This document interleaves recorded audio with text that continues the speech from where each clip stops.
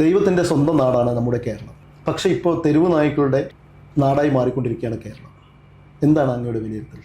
100% രതീഷിൻ്റെ അഭിപ്രായത്തോടെ ഞാൻ യോജിക്കുകയാണ്. ദൈവത്തിൻ്റെ സ്വന്തം നാട് നായകളുടെ സാമ്രാജ്യമായിട്ട് മാറി. ഇപ്പം നായകളുടെ സാമ്രാജ്യമായി മാറിക്കൊണ്ടിരിക്കും. അപ്പോൾ ഇതിന് ഒരു പരിഹാരം എന്താണെന്ന് ചോദിച്ചു കഴിഞ്ഞാൽ, പണ്ട് കേരളത്തിലെ എല്ലാ ഗ്രാമങ്ങളിലും വൈദ്യുതി വന്നിട്ടില്ല. നമ്മുടെ വികസനം വന്നു കഴിഞ്ഞപ്പോഴത്തേക്ക് എല്ലാ ഗ്രാമങ്ങളിലും കേരളത്തിലെ വൈദ്യുതീകരിക്കപ്പെട്ടു. അത് കേരളം നേടിയ ഈ സാമൂഹ്യ വികസന സൂചികയുടെ ഹ്യൂമൻ ഡെവലപ്മെൻറ്റ് ഇൻഡെക്സിൻ്റെ ഒരു ഘടകമാണ്. അപ്പോൾ ഇന്ത്യയിലെ ഇതര സംസ്ഥാനങ്ങളിൽ നിന്നും കേരളം വ്യത്യസ്തമാണല്ലോ, നമുക്കറിയാം. അപ്പം പക്ഷേ വൈദ്യുതി വരാത്ത ഗ്രാമങ്ങളിൽ പോലും നായകൾ സുലഭമാണ്. അതായത് തിരുവനന്തപുരം പട്ടണം തൊട്ട് അല്ലെങ്കിൽ കേരളത്തിലെ 6 കോർപ്പറേഷനുകളിലും പഞ്ചായത്തുകളിലും ഒക്കെ നമ്മൾ എടുത്തു നോക്കിയാൽ എവിടെയും നായകളുടെ ശല്യം രൂക്ഷമാണ്. അപ്പോൾ ഇപ്പോൾ ഉദാഹരണത്തിന് ഇപ്പം റോഡിലൂടെ നടന്നു പോയാൽ ഫുട്പാത്തിലിട്ടാണ് പട്ടി കടിക്കുന്നത്. അപ്പോൾ പണ്ടൊക്കെ പട്ടി കടിക്കുന്ന ഒറ്റപ്പെട്ട സ്ഥലങ്ങളിലൊക്കെ വരുമ്പോഴാണ് ഇന്നുണ്ടായിരുന്നുണ്ട്. ഇത് നായകൾ കേരളത്തിൽ സുലഭമായിരിക്കുന്നു. കൂട്ടത്തോടെ വന്ന് ആക്രമിക്കുക. ഒരു കുഞ്ഞിനെ നായകളെ ചെന്നായക്കൂട്ടം വരുന്ന പോലെ വരുന്നു, ആ കുഞ്ഞാ വീട്ടിൽ കയറി ഓടിക്കയറി രക്ഷപ്പെടുന്ന ലോകത്ത് വേറെ ഏത് രാജ്യത്താണെങ്കിലും, ലോകത്ത് ഈവൻ ഉഗണ്ടയിലായാൽ പോലും അതിനൊരു നിയമനിർമ്മാണം നടത്തും, ജനങ്ങളുടെ ജീവന് സുരക്ഷ ഉറപ്പ് കൊടുക്കും. ഈ മഹത്തായ ഭാരതത്തിൽ ഇതിനെക്കുറിച്ച് ഗൗരവമായിട്ട് ആരും പരിഗണിക്കുന്നില്ല. വളരെ നിർഭാഗ്യകരമായ സ്ഥിതിയിലാണ് കേരളീയർ ഇവിടെ ജീവിക്കുന്നത്. മഹത്തായ ഭാരതത്തിൽ നായ്ക്കളെ തുടരുതെന്നല്ല പറഞ്ഞിരിക്കുന്നത്, അല്ലാതെ ഒരു തുടരരുത് കൊല്ലരുതെന്നല്ല പറഞ്ഞിരിക്കുന്നത്. അല്ലാതെ അതിൻ്റെ ഒരു പ്രശ്നം വെച്ചാലേ, പിന്നെ അതിലേക്ക് ഞാൻ വരുന്നതിന് മുമ്പ് ഞാൻ പറയാം, ഈ കാൾ മാർക്സ് വിഭാവന ചെയ്തത് ഹാവ്സ് ആൻഡ് ഹാവ് നോട്ട്സ്. അതാണ് ഈ കൊല്ലരുതെന്ന് പറയാനുള്ള കാരണം. അതാണ് കേരളത്തിൽ 2 വിഭാഗം ആളുകളേ ഉള്ളൂ. ഒന്ന്, നായ്ക്കൾക്ക് കടിക്കാൻ സൗകര്യമുള്ള ആളുകളും ഒരിക്കലും നായ്ക്കൾക്ക് കടിക്കാൻ പറ്റാത്ത ആളുകളും. ഈ 2 വിഭാഗമാണ്. അപ്പോൾ നായ്ക്ക് കടിക്കാൻ പറ്റാത്ത ആളുകൾ ആരൊക്കെയാണ്? നമ്മുടെ MLA-മാർ, MP-മാർ, മന്ത്രിമാർ. നായ എങ്ങനെ കടിക്കും? അവർ പോലീസ് പ്രൊട്ടക്ഷൻ സഞ്ചരിക്കില്ല, പറയാൻ പറ്റില്ല. ന്യായാധിപന്മാർ, അവർ നായ പിടിക്കാൻ ഒക്കത്തില്ല. ഇവന് പ്രൊട്ടക്ഷൻ കൊടുക്കുന്ന ന്യായാധിപന്മാരാണ്. ഒരു ന്യായാധിപനെ പട്ടി കടിച്ചിട്ടുണ്ടോ? ഒരു MLA പട്ടി കടിച്ചിട്ടുണ്ടോ? മന്ത്രിയെ പട്ടി കടിച്ചിട്ടുണ്ടോ? ഇതാരെയാണ് പട്ടി കടിക്കുന്നത്? പട്ടി കടിക്കുന്നത് സാധാരണക്കാരനെ പട്ടി കടിച്ചോ. ഇവർക്കൊക്കെ എന്താണ്? ഇവരൊക്കെ ഒരു സ്വപ്ന ലോകത്തിൽ ജീവിച്ചിരുന്നു കൊണ്ട് പട്ടിക്ക് സംരക്ഷണം കൊടുക്കുക. ഞാൻ ചോദിക്കുന്നത്, എല്ലാവരെയും കൊല്ലാം. നമുക്ക് ആടിനെ കൊല്ലാം, കോഴിയെ കൊല്ലാം, കാളയെ കൊല്ലാം, ഈവൻ പശുവിനെ പോലും കേരളത്തിൽ കൊല്ലാം. പിന്നെ കൊല്ലാനൊക്കാത്ത ഒരു വിശിഷ്ട ജീവി ഈ നായകൾ മാത്രമാണ്. എന്തേ നായ്ക്കൾ ഇത്ര വലിയ പ്രത്യേകത? ഇതിൻ്റെ പിന്നിൽ കൃത്യമായൊരു ലോബിയിങ് ഉണ്ട്. ഇതിൻ്റെ പിന്നിൽ ചില സാമ്പത്തിക സ്വാധീനമുള്ള ശക്തികൾ ഇടപെട്ടതായിട്ടാണ് ഒരു സാമാന്യ ബോധമുള്ള ഒരു മനുഷ്യൻ എന്നുള്ളതിൽ ഞാൻ ചിന്തിക്കുന്നത്. അതിൻ്റെ പിന്നിൽ ഞാൻ കാണുന്നത് ഈ ആൻറ്റി റാബിസ് വാക്സിൻ നിർമ്മിക്കുന്ന കമ്പനികളുണ്ട്. അവർക്ക് കോടിക്കണക്കിന് രൂപയുടെ വരുമാനമുള്ള കമ്പനികളാണ്. അവരുടെ സാമ്പത്തിക സ്വാധീനം ഈ നായകൾക്ക് സംരക്ഷണം കൊടുക്കുന്ന കാര്യത്തിലുണ്ടോ എന്ന് എനിക്ക് സംശയമുണ്ട്. കാരണം നായകൾക്ക് വേണ്ടി ഒരുപാട് സംസാരിക്കാൻ ആളുകളുണ്ട്. ഒരുപാട് പേര് നായകൾക്ക് വേണ്ടി സംസാരിക്കാൻ ഇറങ്ങിയിരിക്കുക. അതിന് സംഘടനകളുണ്ട്. പക്ഷേ ഈ കടി കൊള്ളുന്ന മനുഷ്യന് വേണ്ടി സംസാരിക്കാൻ ആരുമില്ല. അതിർത്തി കടത്തി കൊണ്ടുവന്ന നായ്ക്കൾ വിടുന്നുണ്ടെന്ന് പറഞ്ഞു, ശരിയാണോ? അതിനെക്കുറിച്ചൊരു ആധികാരികമായിട്ട് അഭിപ്രായം പറയാൻ എനിക്ക് പറ്റില്ല. കാരണം അതിനെക്കുറിച്ച് കൃത്യമായൊരു വിവരം ഉണ്ടെങ്കിലേ നമുക്കത് പറയാൻ പറ്റുള്ളൂ. പക്ഷേ പണ്ട് ഒരു കാലഘട്ടത്തിൽ നായ്ക്കളെ പിടിച്ചോണ്ട് പോകുമായിരുന്നു. എൻ്റെ ചെറുപ്പ സമയത്തൊക്കെ പട്ടിയെപ്പെടുത്തക്കാരുണ്ടായിരുന്നു. അവരൊന്നീ പട്ടിയെ വെടിവെച്ച് കൊല്ലും, അനാഥമായിട്ട് നടക്കുന്ന പട്ടികളെ, അല്ലെങ്കിൽ പട്ടിയെ പിടിച്ചോണ്ട് പോകുമായിരുന്നു. ഇപ്പോൾ അതൊന്നും ചെയ്യാൻ പറ്റത്തില്ല. പട്ടിക്ക് VVIP പരിരക്ഷയാണ്. പട്ടി കടിക്കാൻ വന്നാൽ നമ്മൾ നിന്ന് കൊടുക്കണമെന്നൊരു നിയമം എന്ത് വരുമെന്ന് എനിക്ക് അറിഞ്ഞുകൂടാ. പട്ടിക്ക് യഥേഷ്ടം കടിക്കാനായിട്ട് നിന്ന് കൊടുക്കുക നമ്മുടെ ചുമതല എന്നൊരു നിയമം പോലും കേരളത്തിൽ വരുമോ എന്ന് ഞാൻ സംശയിക്കുകയാണ്. കാരണം അതിൻ്റെ കാര്യം എന്താ വെച്ചാൽ, കേരളത്തിലെ മനുഷ്യരുടെ ജീവന് യാതൊരു പരിഗണനയും നമ്മുടെ ഭരണകൂടങ്ങൾ കൊടുക്കുന്നില്ല. നീതിന്യായ വകുപ്പും ഇതൊക്കെ കണ്ടുകൊണ്ടിരിക്കുന്ന ന്യായാധിപന്മാരില്ലേ, അവർ പത്രം വായിക്കുന്നവരില്ലേ, അവർ വാർത്തകൾ കാണുന്നവരില്ലേ, അവർക്ക് ഇതിൽ നിന്നൊരു സംരക്ഷണം കൊടുക്കാൻ എന്താ കഴിയാത്തത്?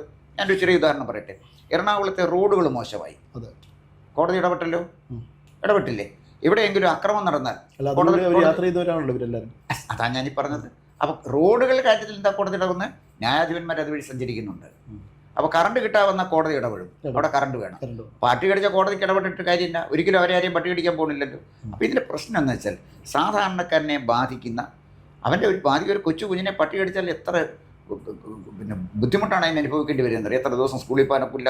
പിന്നെ ഇതിൻ്റെ ആൻറ്റി റാബിസ് വാക്സിൻ എടുത്താൽ അവൻ്റെ റിയാക്ഷൻ ഒരുപാട് പ്രശ്നമുണ്ട്. അപ്പോൾ നമ്മുടെ നീതിന്യായ കോടതികൾ, നമ്മുടെ ഭരണകൂടങ്ങൾ ഇതൊന്നും ഈ പട്ടിക്കടി കൊള്ളുന്ന സാധാരണ പാവപ്പെട്ട മനുഷ്യൻ്റെ ജീവന് യാതൊരു വിലയും കൽപ്പിക്കാത്ത ഒരു രാജ്യമാണ് നായകളുടെ സ്വന്തം രാജ്യമായ, സ്വന്തം സാമ്രാജ്യമായ കേരളം. എന്താണ് ഈ പേവിഷബാധ സംഭവം?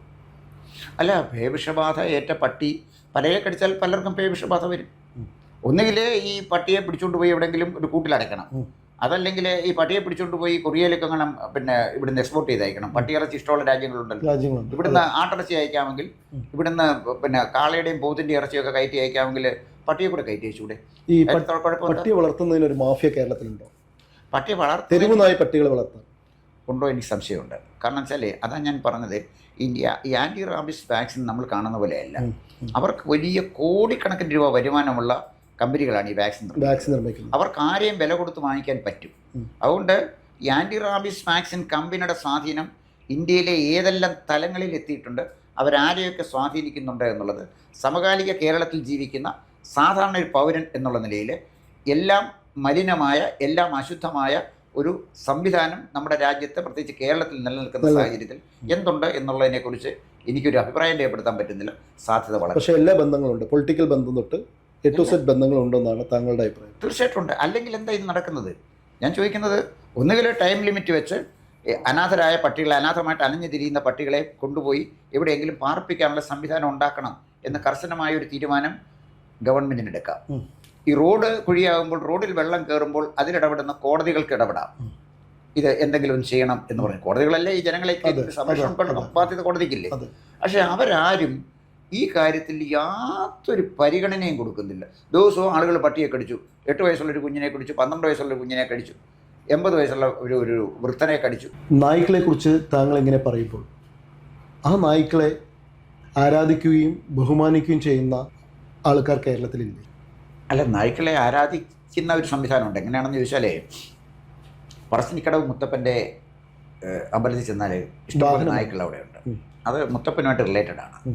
മുത്തപ്പൻ്റെ ഒരു പിന്നെ എസ്കോർട്ട് ചെയ്യുന്ന ജീവികളായിട്ടാണ് നായ്ക്കളെ അവർ കരുതുന്നത്.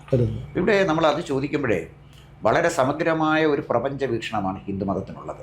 അത് നമ്മൾ എടുക്കണം. അത് നമ്മുടെ പൊതു കൾച്ചറാണ്, അല്ലാതെ ഹിന്ദുവിനല്ല, നമ്മുടെ കൾച്ചർ അങ്ങനെയാണ്. അപ്പോൾ അതിൽ നമ്മൾ നായ്ക്കളുണ്ട്. അതുപോലെ തന്നെ അയ്യപ്പൻ പുലിവാഹനല്ലേ? അപ്പോൾ അയ്യപ്പൻ പുലിവാഹനാണെങ്കിൽ തൊട്ടപ്പുറത്ത് നിൽക്കുന്ന പിന്നെ ഗണപതി എലി ഇഷ്ടമല്ലേ? എലിയല്ലേ? ഇനി അപ്പുറത്ത് സുബ്രഹ്മണ്യനാണെങ്കിൽ മയിലാണ്, ദേവിക്കാണെങ്കിൽ സിംഹമല്ലേ? അപ്പോൾ ഇത് നമ്മൾ ഈ പ്രപഞ്ചം, ഈ എല്ലാ ജീവജാലങ്ങളെയും സമഗ്രമായി ഉൾക്കൊണ്ട് ആരാധിക്കുകയും ബഹുമാനിക്കുകയും ചെയ്യുന്നൊരു കൾച്ചറാണ് നമ്മുടെ രാജ്യത്തുണ്ടായിരുന്നത്. അത് നമ്മുടെ സംസ്കാരത്തിൻ്റെ ഒരു ഭാഗമാണ്. അതിനകത്ത് ആണ് ഈ പട്ടിയെ ആരാധിക്കുന്ന കാര്യം പറഞ്ഞത്. ഈ പട്ടികളെക്കുറിച്ച് പറയുമ്പോഴേ താങ്കളത് പറഞ്ഞപ്പോൾ എനിക്കൊരു ഒരു കഥയാണ് ഓർമ്മ. ഒരു പക്ഷേ കഥയാണോ സംഭവമാണോ എന്ന് എനിക്ക് ഓർമ്മയില്ല. അത്ര പഴക്കമുള്ള കാലമല്ല. ചട്ടമ്പിസ്വാമികളുമായിട്ട് ബന്ധപ്പെട്ട ഒരു സംഭവമാണ്. ചട്ടമ്പിസ്വാമികളെ ഒരു കല്യാണത്തിന് ക്ഷണിച്ചു. കല്യാണത്തിന് ക്ഷണിച്ചപ്പോഴേ അദ്ദേഹം പറഞ്ഞു, ഞാൻ കല്യാണത്തിന് വരാം, പക്ഷേ എൻ്റെ കൂടെ ഒരു 100 പേര് കാണും, അവർക്കൂടെ ആഹാരം കൊടുക്കണം. അപ്പോൾ വലിയ ധനാഠ്യനായ ഒരാളാണ് വിളിച്ചത്. അദ്ദേഹം പറഞ്ഞു, സ്വാമികളുടെ 100 പേരോ 1000 പേരോ തൊട്ട് അവർക്കെല്ലാം ആഹാരം കൊടുക്കാം, ഒരു കുഴപ്പമില്ല, പക്ഷെ ഞങ്ങൾക്ക് അവസാനത്തെ പന്തിയെ വിളമ്പാവും, എല്ലാവരും ആഹാരം കഴിച്ചിട്ട് ഞങ്ങൾക്ക് വിളമ്പിയാൽ മതി എന്ന് പറഞ്ഞു. അപ്പോൾ ശരിയും സമ്മതിച്ചു. അപ്പോൾ കുറച്ച് കഴിഞ്ഞ് അവസാനത്തെ പന്തി ആയപ്പോൾ എല്ലാവരും കഴിച്ചു കഴിഞ്ഞപ്പോൾ അദ്ദേഹം ചെന്നു. അപ്പോൾ ഗൃഹനാഥൻ ചോദിച്ചത്, തന്നെയല്ലേ ഉള്ളൂ, ഞങ്ങൾ 100 പേർക്ക് ആഹാരം ഇവിടെ വിളമ്പി റെഡിയാക്കി വെച്ചിരിക്കുക, അതിനെന്താ കുഴപ്പം, എന്നോട് 100 പേരുണ്ടല്ലോ, ഇപ്പോൾ വിളിക്കാമല്ലോ എന്ന് പറഞ്ഞു. അപ്പോൾ റോഡിലോട്ട് നോക്കിയിട്ട് വരുന്നടാ എന്ന് ഉറക്കെ പറഞ്ഞു കഴിഞ്ഞു. പട്ടികളെല്ലാം കൂടെ അവിടെ കയറി വന്നിട്ട് എല്ലാം വരിവരിയായിട്ട് പോയിരുന്നു എന്ന് പറഞ്ഞു. ഈ പട്ടികൾ വരിവരിയായിട്ടിരുന്നു. അവയ്ക്ക് ആഹാരം കൊടുക്കാൻ പറഞ്ഞു. അതിന് കൊടുക്കുകയും ചെയ്തു. ഇത് കഥയാണോ സംഭവമാണെന്ന് ഇരിക്കുന്നത് ആ കാലഘട്ടത്തിൽ രേഖപ്പെടുത്തിയിരുന്ന എവിടെയോ ഞാൻ വായിച്ച് വെച്ചാണ് രേഖപ്പെടുത്തിയിട്ടുണ്ട്. ഇത് ഞാൻ പറഞ്ഞത്. അപ്പം ഞാൻ പറഞ്ഞത്, പട്ടികൾക്ക് അങ്ങനെ ചില പ്രത്യേകതയുണ്ട്. പിന്നെ കാലൻ്റെ വരവറിയിക്കുന്ന പട്ടിയാണെന്ന് പറയും. അപ്പോൾ അതായത് ഈ പട്ടി മോങ്ങാൻ തുടങ്ങുമ്പോൾ അടുത്ത് എവിടെയെങ്കിലും മരണം നടക്കാൻ സാധ്യതയുണ്ട്. അത് ഈ ഹിന്ദുക്കളുടെ ഒരു ഇത് തന്നെയല്ലേ? അത് അല്ല, ഒരു വിശ്വാസം, ഹിന്ദുക്കളുടെ ഒരു വിശ്വാസം മാത്രമല്ല. അല്ല, ഹിന്ദുക്കളുടെ വിശ്വാസമാണ്. അത് ഈ പട്ടി മൂങ്ങുമ്പോഴേ കാലന്റെ വരവിന്റെ ഭാഗമാണ് പട്ടി മൂങ്ങുന്നത്. പൊതുവായിട്ടുള്ള ഒരു വിശ്വാസമാണ്. പൊതുവായിട്ടുള്ള വിശ്വാസമല്ല, ഹിന്ദുക്കളുടെ വിശ്വാസം. അതാ ഞാൻ ചോദിച്ചത്. അതെ, ഹിന്ദുക്കളുടെ മാത്രമായ വിശ്വാസമാണ്. പിന്നെ ഒരു പ്രത്യേകതയുള്ളത്, പ്രകൃതിയിലെ മാറ്റങ്ങളോടെ പെട്ടെന്ന് സംവദിക്കുന്ന ഒരു ജീവി പട്ടികളാണ്. പിന്നെ അതിലും വ്യത്യസ്തമായ ഒരു കാര്യമുണ്ട്. ഈ മനുഷ്യൻ ആദ്യമായിട്ട് സംസ്കാരം കൊണ്ട് തുടങ്ങുന്ന ആദ്യ ഘട്ടത്തിൽ മനുഷ്യനുമായിട്ട് ആദ്യം ഇണങ്ങിയ ജീവി പട്ടിയാണ്. അപ്പോൾ ശാനന്മാരെ നമ്മളങ്ങ് തീർത്തും ക്രൂരന്മാരായിട്ടൊന്നും തള്ളിക്കളയാൻ വരട്ടെ, അവരെ ആരാധിക്കുകയും അവരെ അംഗീകരിക്കുകയും അതോടൊപ്പം നമ്മുടെ മനുഷ്യ സംസ്കാരത്തിൽ മനുഷ്യനുമായിട്ട് ആദ്യം ഇണങ്ങിയ ജീവി എന്നുള്ള നിലയിൽ പട്ടിക്കൊരു സ്ഥാനമുണ്ട്, പ്രശ്നമില്ല. സ്കൂൾ കുട്ടികൾക്കോ സാധാരണക്കാർക്കോ ആർക്കും തന്നെ റോട്ടിലിറങ്ങി നടക്കാൻ പറ്റാത്ത ഒരു അവസ്ഥയിലാണ് ഇപ്പോൾ കേരളം പോയിക്കൊണ്ടിരിക്കുന്നത്. ഈ GDPയുടെ ഒരു സർവേ ഉണ്ടായിരുന്നു. അതായത് പൊതു സുരക്ഷയുടെ കാര്യത്തിൽ കേരളം മുന്നിലാണ്, പക്ഷേ തെരുവ് നായ്ക്കളുടെ ശല്യം അതിരൂക്ഷമായിട്ടാണ് മുന്നോട്ട് പോകുന്നത്. ഇതാണ് GDP സർവേയിൽ പറയാൻ കാരണം. സാർ അതിനെക്കുറിച്ച് എന്തെങ്കിലും ഒരു വിലയിരുത്തലൊന്നും കൊടുക്കാൻ പറ്റും? അല്ല, പൊതു സുരക്ഷയുടെ കാര്യത്തിലായാലും ശരി, സാമൂഹികക്ഷേമ രംഗത്തായാലും ശരി, കേരളം വളരെ മുന്നിലാണ്. പിന്നെ സംശയിക്കേ വേണ്ട കാര്യം. കേരളം നേടിയ നേട്ടങ്ങൾക്കൊക്കെയുള്ള കാരണം അതൊക്കെ തന്നെയാണ്. അതേസമയം ഇത്തരം ചില കാര്യങ്ങളിൽ സ്വപ്നജീവികളെ പോലാണ് കേരളത്തിലെ ആളുകൾ ജീവിക്കുന്നത്. അപ്പോൾ ഇവർ ഈ കാര്യത്തിലൊക്കെ മുന്നിലാണെങ്കിലും സ്കൂളിൽ പോകുന്ന ഒരു കുഞ്ഞിനെ നായയുടെ കടിയിൽ നിന്ന് സംരക്ഷിക്കാനുള്ള സംവിധാനം ഇവിടെ ഇല്ല.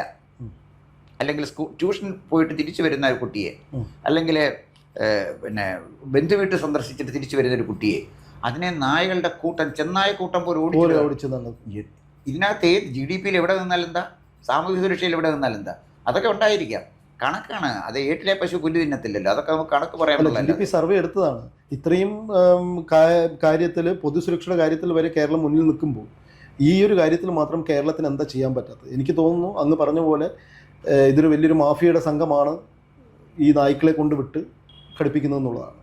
അല്ല, ഇത് ഞാൻ ന്യായമായി സംശയിക്കുന്നത് ഈ ആൻറ്റി റാബിസ് വാക്സിൻ്റെ അവരുടെ ഒരു റോൾ പിന്നിലുണ്ടോ, എല്ലാവരുടെയും കൈകടത്തലുണ്ടെന്നാണ് അങ്ങയുടെ. അതെ, നായ്ക്കളെ ഒരു വിശുദ്ധ ജീവിയായിട്ട് പ്രഖ്യാപിച്ചിട്ട് അതിന് മാത്രം സംരക്ഷണം കൊടുക്കുന്ന ഒരു സംവിധാനം. അതാണ് ഞാൻ പറഞ്ഞത്.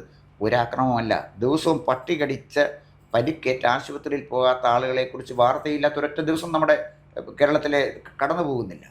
എന്നിട്ടും എല്ലാവരും ആട്ടുകല്ലയിൽ കാറ്റ് പിടിച്ച പോലെ ഇരിക്കുകയാണ് നടപടിയെടുക്കേണ്ടവരൊക്കെ. എന്താണ് അതിനെ അവരെ പ്രേരിപ്പിക്കുന്നത് എനിക്കറിഞ്ഞൂടാ, അജ്ഞാതമായിരിക്കുന്നു. അല്ല, നേരത്തെ അങ്ങ് സൂചിപ്പിച്ച പോലെ അങ്ങൊരു കാര്യം പറഞ്ഞിരുന്നു. അങ്ങയുടെ കാലത്ത് നായ്ക്കളെ കൊണ്ടുപോയി കൊല്ലുമായിരുന്നോ അതോ വന്ധീകരിക്കും? ഈ വന്ധീകരിച്ച നായ്ക്കളൊക്കെ നമ്മുടെ കേരളത്തെ സംബന്ധിച്ചുള്ള പിന്നെയും പ്രസവിക്കാൻ സാധ്യതയുണ്ട്. കാരണം എന്താ വെച്ചാൽ ഈ വന്ധീകരണമൊക്കെ അങ്ങനെയാണ് നടക്കുന്നത്. ഈ കണക്കാണ് ഇത്ര പട്ടിയെ വന്ധീകരിച്ചെന്നൊക്കെ കണക്ക് മാത്രമേ ഉണ്ടായിരുന്നുള്ളൂ. സർക്കാർ ഓരോ പഞ്ചായത്തുകളും വന്ന് ചെയ്തത് വെറും കണക്കുകൾ മാത്രമാണെന്നാണ് അങ്ങയുടെ എന്ന് ഞാൻ പറഞ്ഞില്ല. പക്ഷേ വന്ധീകരിക്കാനായിട്ടൊരു തുക മാറ്റിവെച്ചാൽ കേരളത്തിൽ നിലനിൽക്കുന്ന സംവിധാനം അനുസരിച്ച് അത് വന്ധീകരിക്കാൻ മാത്രമായിട്ട് ഉപയോഗിക്കും. പല തട്ടുകളിലായിട്ട് വിഭജിച്ചു പോകും. അത് അതിനകത്ത് അഴിമതിയും കൈക്കൂലിയും ഒക്കെ ഉണ്ടാകും. അതുകൊണ്ട് ഉദ്ദേശിക്കുന്ന ലക്ഷ്യത്തിൽ അതൊന്നും എത്തുമെന്ന് ഞാൻ കരുതുന്നില്ല. എന്തായാലും വന്ധീകരിക്കപ്പെട്ടു എന്ന് പറഞ്ഞ് ഇത്ര നായകൾ വന്ധീകരിക്കപ്പെട്ടു എന്ന് പറയുന്നു, പക്ഷേ നായയുടെ എണ്ണം കൂടിയിരിക്കുകയാണ്. പിന്നെ അതൊക്കെ പറഞ്ഞിട്ട് കാര്യമില്ലല്ലോ. കാരണം അഴിമതി അത് കേരളത്തിലെ നിത്യജീവിതത്തെ ബാധിച്ചിരിക്കുന്ന മാരകമായൊരു രോഗമാണ്. അതിന്ന് മോചനമുണ്ടെന്ന് എനിക്ക് തോന്നുന്നില്ല. അപ്പം അതിൻ്റെ ഭാഗമാണ് ഈ കാണുന്നതൊക്കെ. പട്ടികളെ ഒന്നീ പുനരധിവസിപ്പിക്കണം, അല്ലെങ്കിൽ പട്ടികളെ വേറെ എന്തെങ്കിലും ഇതിനൊരു പ്രായോഗികമായ മാർഗം കണ്ടെത്തണം. അതാണ് ഞാൻ പറഞ്ഞത്. പട്ടിയിറച്ചി തിന്നുന്ന രാജ്യത്തേക്ക് പട്ടിയെ കയറ്റി അയച്ചുള്ള കുഴപ്പമെന്താ? ഇനി അതിനുള്ള പരിഹാരം ഇത് മാത്രമേ ഉള്ളൂ എന്ന് ഞാൻ പറഞ്ഞില്ല. പരിഹാരം കണ്ടെത്തേണ്ട ഭരണകർത്താക്കളാണ്, നമ്മളല്ല. ഭരണകർത്താക്കൾ, രാജ്യം ഭരിക്കുന്ന മന്ത്രിമാർ, പഞ്ചായത്ത് ഭരിക്കുന്ന ഭരണാധികാരികൾ, അവരുടെ നാട്ടിൽ താമസിക്കുന്ന ആളുകളെ നായ്കളുടെ കടിയിൽ നിന്നും സുരക്ഷിതമായി കാത്ത് സംരക്ഷിക്കാനുള്ള സംവിധാനം അവർക്കുണ്ടാകണം. അതിന് നിയമം തടസ്സമാണെങ്കിൽ നിയമം നിർമ്മിക്കണം. നിയമം നിർമ്മിക്കുന്നതിന് തടസ്സമായിട്ട് എന്തെങ്കിലും ഒരു കാര്യമുണ്ടെന്ന് എനിക്ക് തോന്നുന്നില്ല. നായിനെ കൊല്ലരുത് എന്ന് പറഞ്ഞുകൊണ്ട് ഒരു വിഭാഗം ആൾക്കാർ ഇഷ്ടം പോലെ ഉണ്ടല്ലോ. ഒരു വിഭാഗം ആൾക്കാർ അതിനുവേണ്ടി സമരം വരെ ചെയ്യുന്നുണ്ടല്ലോ. നായിനെ കൊല്ലുകയോ ഇതോ ചെയ്തത് അതിന് വളർത്തുക, അതിനുവേണ്ടി ഭക്ഷണം കൊടുക്കുന്ന ആൾക്കാർ കുറേ പേരില്ലേ? അല്ല, നായ്കൾക്ക് ഭക്ഷണം കൊടുക്കുന്നുണ്ട്, അത് ഒരു ജീവിയാണ്. അതിന് ഭക്ഷണം കൊടുക്കുന്നതുകൊണ്ട് ഒരു തെറ്റുമില്ല. നായ്ക്ക് ഭക്ഷണം കൊടുക്കുന്നതല്ല നമ്മുടെ പ്രശ്നം. പട്ടിണി കിടക്കുന്ന പട്ടികൾക്ക് ഭക്ഷണം കൊടുക്കട്ടെ, കുറച്ച് അതെങ്കിലും ആക്രമിക്കാൻ വരത്തില്ലല്ലോ. അതിൻ്റെ പട്ടിണി കിടന്ന് ആക്രമിക്കാൻ വരത്തില്ലല്ലോ. പ്രശ്നം അതല്ലല്ലോ. ഇവിടെ ഈ പട്ടികൾക്കായിട്ട് ഈ പ്രശ്നം തുടങ്ങുന്നത് മനേകാ ഗാന്ധി എന്നാണ്. അവരൊരു ശ്വാനപ്രേമിയാണ്, അവിടെ തുടങ്ങുന്നതാണ്. അത് മനേകാ ഗാന്ധി തുടങ്ങി വെച്ചു. മനേകാ ഗാന്ധി തുടങ്ങിയതുകൊണ്ട് തുടരണമെന്നുണ്ടോ? മനേകാ ഗാന്ധി തുടങ്ങി വെച്ചത് ഏറ്റെടുത്ത് നടപ്പിലാക്കാൻ അല്ലല്ലോ മറ്റ് പുതിയ ഭരണകർത്താക്കൾ ഇരിക്കുന്നത്. അത് ഞാനതാ പറഞ്ഞത്. മനുഷ്യൻ്റെ ജീവനും സ്വത്തിനും സുരക്ഷിതത്വം ഉറപ്പാക്കുന്നത് പോലെ തന്നെ അതിൻ്റെ ഭാഗമാണ് ഈ നായ്ക്കളിൽ നിന്നും ഈ ഒരു ജനതയെ സംരക്ഷിക്കാനുള്ള ബാധ്യത. അത് കോടതികൾക്കുണ്ട്, തീർച്ചയായിട്ടും നമ്മുടെ ഭരണകൂടങ്ങൾക്കുണ്ട്, തദ്ദേശ സ്വയംഭരണ സ്ഥാപനങ്ങൾക്കുണ്ട്. അവർ ഉറങ്ങുകയാണ്. ഈ ഉറക്കത്തിന് എന്താ കാരണമെന്ന് എനിക്ക് അറിഞ്ഞുകൂടാ. എന്തായാലും ശരി, ഈ നിശബ്ദതയ്ക്ക് പിന്നിൽ ദുരൂഹമായ എന്തെങ്കിലുമൊക്കെ കാരണമുണ്ടാകും. അല്ലെങ്കിൽ ഈ ഒരു ഗതികേടിലേക്ക് ഈ കേരള സമൂഹത്തിനെ വലിച്ചെറിയപ്പെടില്ലായിരുന്നു. തീർച്ചയായിട്ടും ഇതിൽ നിന്നൊരു സംരക്ഷണം കൊടുക്കാൻ കഴിയുന്ന സംവിധാനങ്ങളെക്കുറിച്ച് ഭരണകർത്താക്കൾക്ക് മനസാക്ഷി ഉണ്ടെങ്കിൽ അത് നടപ്പിലാക്കണമെന്ന് മാത്രമേ എനിക്ക് പറയാനുള്ളൂ. കൂടുതൽ വാർത്തകളും വിശേഷങ്ങളും നേരിട്ട് ലഭിക്കാൻ ജനങ്ങളിൽ നിന്ന് ജനങ്ങളിലേക്ക് ജനഭൂമി ന്യൂസ് സബ്സ്ക്രൈബ് ചെയ്യൂ. ബെൽ ബട്ടൺ അമർത്താനും മറക്കരുത്.